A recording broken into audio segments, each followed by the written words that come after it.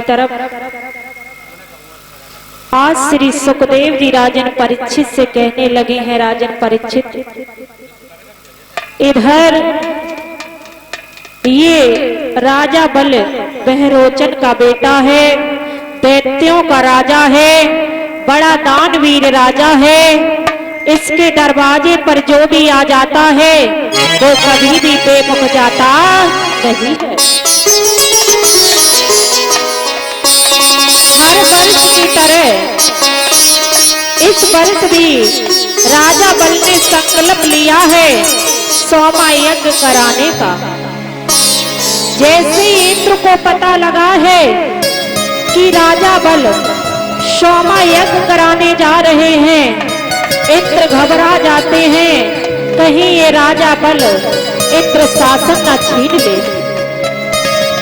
सारे देवता और इंद्र वहां से चल देते हैं और भगवान विष्णु के पास पहुंच जाते हैं। भगवान विष्णु को सारी बात बताई है। भगवान विष्णु ने कहा, हे इंद्र तुम चिंता ना करो, मैं राजा बल के दरबार में जाता हूँ और आप चिंता ना करिए, आप अपने स्थान पर चले जाइए। भगवान विष्णु ने क्या काम किया है परीक्षित जी? आज भगवान विष्णु ने छोटे से बालक बन गए हैं, 52 अंगुल के बन गए हैं और राजा बल के दरबार में पहुंच जाते हैं। जैसे ही राजा बल के दरबार में पहुंचे हैं, जैसे ही राजा बल ने देखा है, राजा बल सिंहासन से नीचे आ जाते हैं और पावन भगवान को सिंहासन पर बिठा दिया है। कहने लगे हैं, प्रभु क्या मांगने के लिए आए हो, हमें बताओ तो, हमें बताओ तो आज राजा बल बार बार पूछ रहे हैं और एकदम से राजा बल क्या बोले हैं पावन भगवान से और क्या कहने लगे हैं, सुने।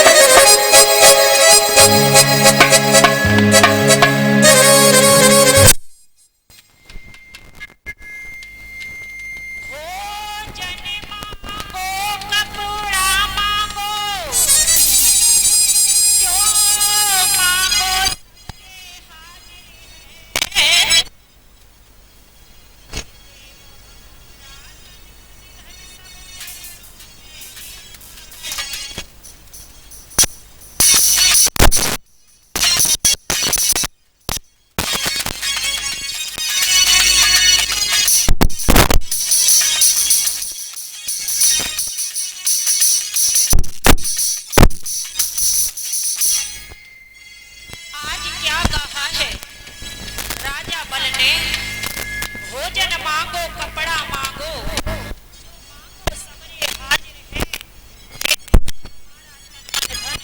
सब चरणों में बेचा।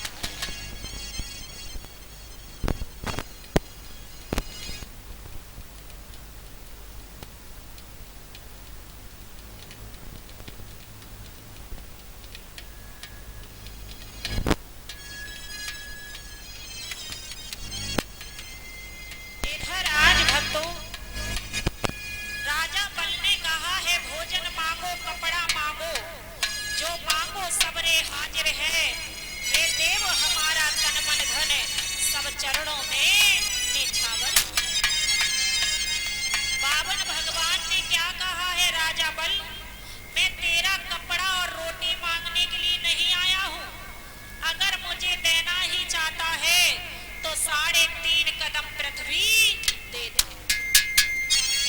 राजा बल हंसने लगे हैं, कहने लगे, इतना छोटा सा बालक है और 3.5 पृथ्वी मांग रहा है, इसका क्या करेगा?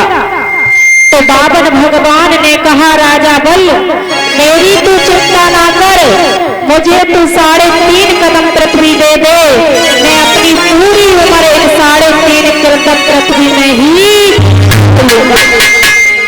जैसे ही परीक्षित जी आज राजा बल संकल्प देने के लिए तैयार होते हैं, वैसे ही राजा बल के गुरु शुक्राचार्य जी आ जाते लगाए हैं। शुक्राचार्य जी ने कहा, हे राजा बल, ये जो पावन बन के आए हैं, छोटे से बालक बन के आए हैं, ये छलिया है, ये तेरे साथ छल करने के लिए आए हैं। तो एकदम से राजा बल कहने लगे हैं, चाहे ये छलिया हो, चाहे ये कुछ भी हो, मैं इनका संकल्प पूरा। आज राजा बल ने सर्वे को उठाया है। जैसे ही संकल्प को छोड़ना चाहा, वैसे ही सर्वे की टोटी में गुरु शुक्राचार्य जी बैठ। जब सर्वे की टोटी में गुरु शुक्राचार्य जी बैठ गए हैं, तो संकल्प वहीं पर रुक जाए।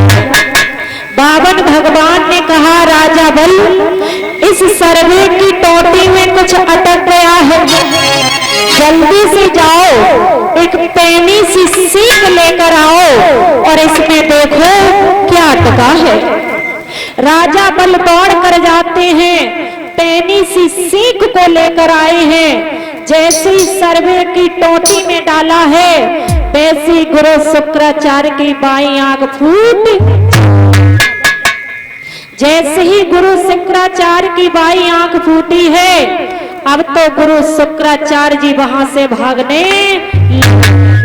इधर जैसे ही आज सर्वे से संकल्प निकलता है, वैसे ही बावन भगवान ने इतना विशाल रूप बनाया है, इतना विशाल रूप बनाया है, जो एकदम से तीनों लोग नाप लिए। अब आधा कदम बाकी है। तो आज भगवान विष्णु कहने लगे, राजा बल, अभी तो आधा कदम बाकी है, अब तू कहां से देगा। तो राजा बल की जो पत्नी थी, वो बहुत होशियार थी। उसने कहा, स्वामी, आप भगवान से कहिए, हमारे 3.5 कदम की काया अभी बाकी है, हमारा शरीर नाप लो।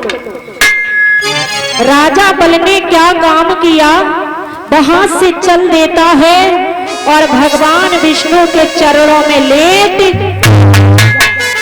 कहने लगा है, भगवान, मेरी 3.5 कदम की काया अभी बाकी है, आप उनको नाप लो। भगवान ने परीक्षित जी, आज बावन भगवान जो बन के आए थे, उन्होंने राजा बल का शरीर भी नाप लिया। इधर आज वही भगवान विष्णु कहने लगे, राजा बल, तूने अपना संकल्प पूरा किया है, मैं खुश हूँ, क्या वरदान मांगना चाहता है। राजा बल कहने लगा, मैं भिखमंगों से नहीं मांगता हूँ। तो भगवान विष्णु ने कहा, चिंता ना करो,